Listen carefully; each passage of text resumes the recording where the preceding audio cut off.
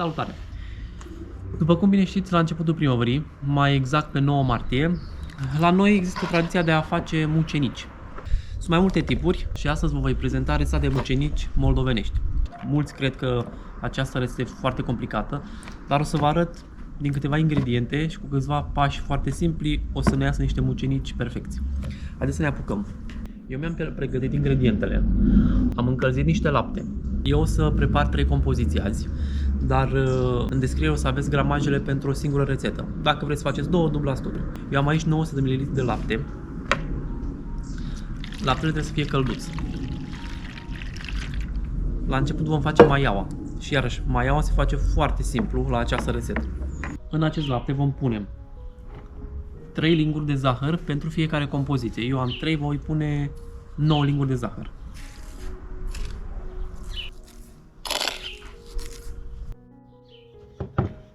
Voi adăuga și 4 linguri de făină.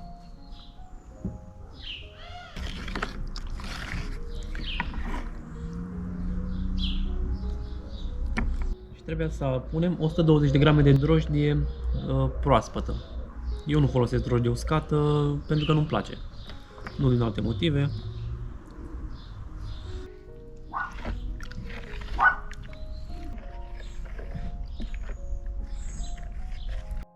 Vom adăuga și untul. Aproximativ 160 de grame. Untul trebuie topit și după aceea lăsat să răcească. Și laptele la fel, dacă e foarte fierbinte o să distrugem drojdia și o să moară. După ce am amestecat totul, lăsăm cam 10 minute, un sfert de oră, acoperim cu o folie sau cu o cârpă și lăsăm într-un loc călduț. Eu o să mă duc să las în casă la căldură și ne revedem pentru sirop. Trebuie să preparăm și sirop pentru acești mucenici. Haideți! Am revenit. Eu mi-am luat aici 500 de ml de apă pentru a face siropul și la 500 de ml de apă punem 500 de grame de zahăr. Dacă doriți să faceți mai puțin, să zic faceți jumătate, puneți la 250 de grame de zahăr, 250 de ml de apă. Cam așa fac eu siropul și este super.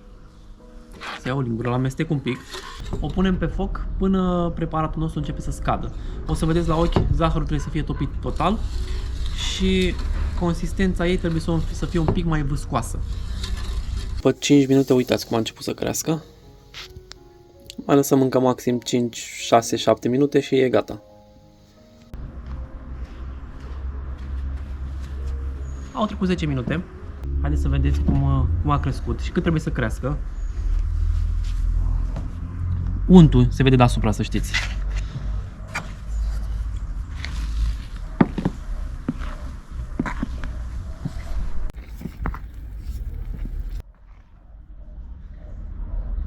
Miroase super. Ador acest miros de maia. Adăugăm și restul de ingrediente. Am aici aproximativ 25 de grame de zahăr vanilat sau vanilinat. Depinde de care găsiți. Am 50 de grame de esență de rom. Le punem pe toate. 2-3 prafuri de sare pentru gust. Și 3 ouă. Deci eu am 3 rețete aici, 3 compoziții, de aceea adaug 3 ouă.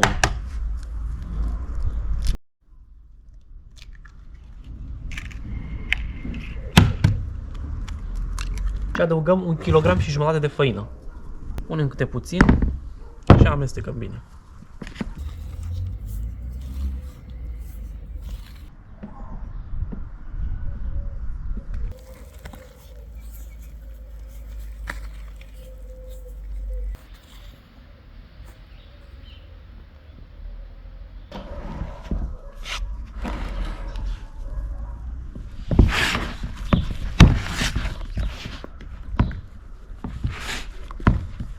Coca e gata. Am fermentat-o nu foarte mult, nu trebuie să vă chinuiți să o fermentați așa mult coca. O lăsăm, o astupăm și 30 de minute, 40 de minute, vedeți cum crește, o lăsați la căldură.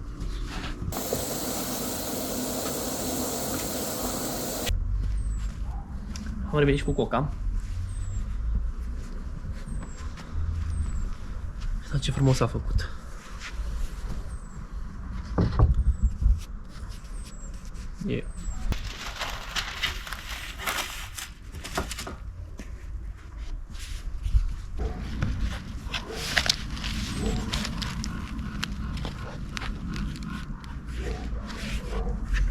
foarte, foarte frumos.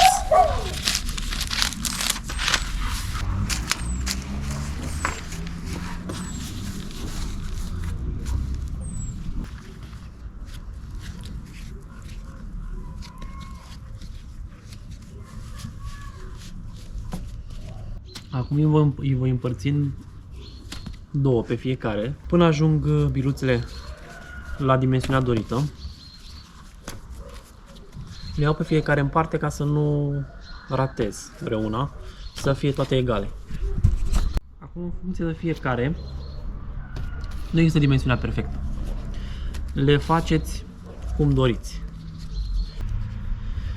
Ne apucăm să formăm măcinici acum.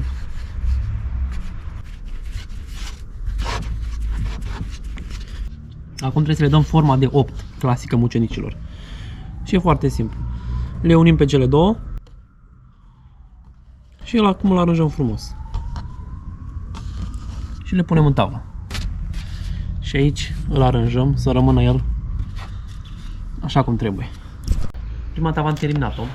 Îi vom acoperi și mai lăsăm 10 minute aproximativ. O să vedeți cum arată după ce îi lăsați 10 minute, un sfert de oră la căldură. Vin mai aproape un pic. Arată acum. Îi acoperim și îi arăt în 10 minute. Am pus aici un gălbenuș de ou și un pic de lapte și le batem bine.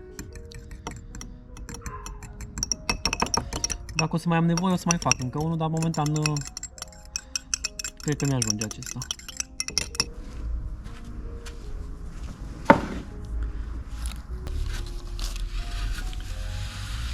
Uitați cât au crescut.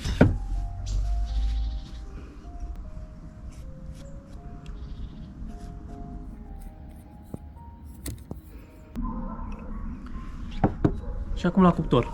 La 180 de grade îi băgăm 10 sau 15 minute. Se fac foarte ușor și foarte repede. Trebuie să fiți atenți, când prind ei o culoare aurie, trebuie să-i scoateți. Dacă nu aveți încredere, cu o scobitoare îi înțepați și vedeți dacă rămâne ceva pe scobitoare. Gata și prima serie de mucenici. Au crescut un pic cam mult. Uitați cum trebuie să arate. Sunt foarte pufoși, deci de-abia ating.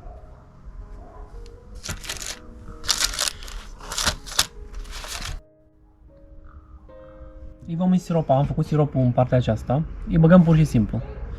Dar trebuie scufundați un pic. Și pe o parte și pe cealaltă. Nu foarte mult.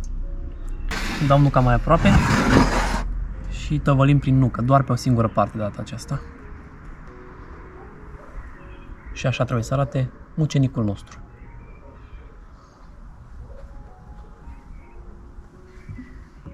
Cam aceasta a fost rețeta de mucenici.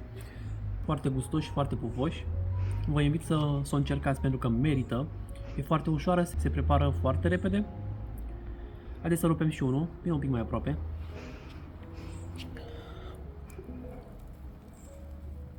Uitați cât de pufos e înăuntru.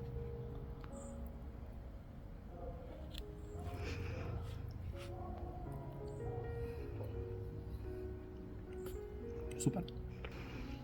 Ne vedem la următoarea rețetă. Până atunci vă urez o săptămână și un weekend minunat. La revedere!